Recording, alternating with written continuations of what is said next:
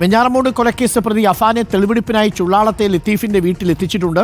ഞങ്ങളുടെ പ്രതിനിധി റിനൂസീധർ അവിടെയുണ്ട്. ചുള്ളാളത്തെ വീട്ടിലാണ് പിതൃ സഹോദരൻ ലത്തീഫിനെയും ഭാര്യയും ഈ അഫാൻ ചുറ്റിക കൊണ്ട് തലക്കടിച്ചു കൊന്നത്. അവിടേക്കാണ് ഇപ്പോൾ തെളിവെടുപ്പിന് എത്തിച്ചിരിക്കുന്നത്. നമുക്ക് ആ ദൃശ്യങ്ങളിലേക്കൊന്ന് പോകാം.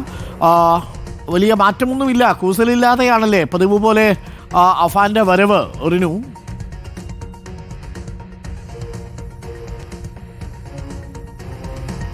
അഫാനെ ചുള്ളാളത്തെ വീട്ടിലേക്ക് കൊണ്ടുപോകുന്നതിൻ്റെ ദൃശ്യങ്ങളാണ് പ്രേക്ഷകർ കണ്ടത്. ഇപ്പോൾ വീടിനുള്ളിലുള്ള ദൃശ്യങ്ങളാണ്. ഈ സോഫയിൽ ഇരുന്നത് പോലെയാണ് ഈ ലത്തീഫിനെ കണ്ടത്. അവിടെ വെച്ചാണ് തലയ്ക്ക് ചുറ്റിക കൊണ്ടടിച്ചത്. അന്ന് അഫാൻ വരുമ്പോൾ സ്വീകരിക്കാൻ ചായയൊക്കെ കൊടുത്ത കാര്യങ്ങളൊക്കെ ഇപ്പോൾ വിശദീകരിക്കുകയാവും അല്ലേ റിനു?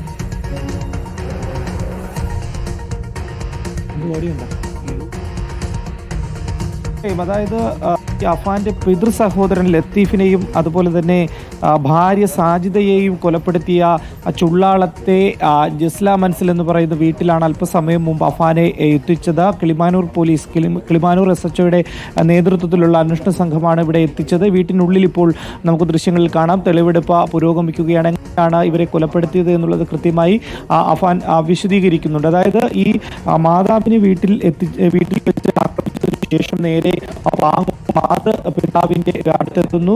അവിടെ ഈ സൽമാ ബീവിയെ തലക്കടിച്ച് കൊലപ്പെടുത്തുന്നു. അതിന് ശേഷമാണ് ഈ ചുള്ളാളത്തെ എസൻപുരം ചുള്ളാളം എന്ന് പറയുന്ന സ്ഥലത്തെ ഈ വീട്ടിലേക്ക് അഫാൻ എത്തുന്നത്. കാര്യം നിരന്തരം ഈ പണവുമായി ബന്ധപ്പെട്ട് ഏകദേശം 1 ലക്ഷത്തോളം രൂപ ഈ ലത്തീഫിന് ഈ കുടുംബം അഫാൻ നൽകാനുണ്ട് എന്നുള്ളതാണ്. അത് നിരന്തരം ചോദിച്ചിരുന്നു.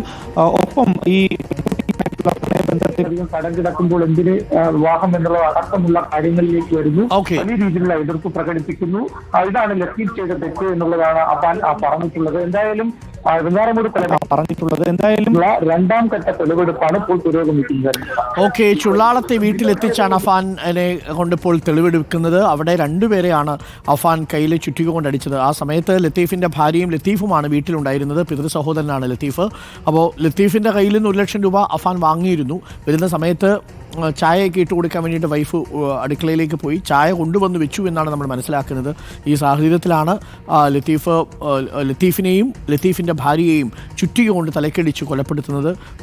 ഈ സോഫയിൽ ഇരുന്ന അവസ്ഥയിലായിരുന്നു. ആ ചിത്രങ്ങളൊക്കെ നമ്മൾ കണ്ടതാണ്. ഹൃദയഭേദകമായ ചിത്രങ്ങളായിരുന്നു. അഫാന് വലിയ കൂസലൊന്നുമില്ല. ഇപ്പോഴും അവിടേക്ക് പോയി തെളിവെടുപ്പ് നടത്തുന്നു എന്നുള്ളതാണ് വളരെ പ്രധാനപ്പെട്ട കാര്യം. ഒന്ന് ആലോചിച്ച് നോക്കൂ, മനസ്സൊക്കെ പിടിവിട്ടു പോയാൽ നമ്മൾ എന്ത് ചെയ്യുന്നു എന്ന് നമ്മൾ പോലും അറിയില്ല.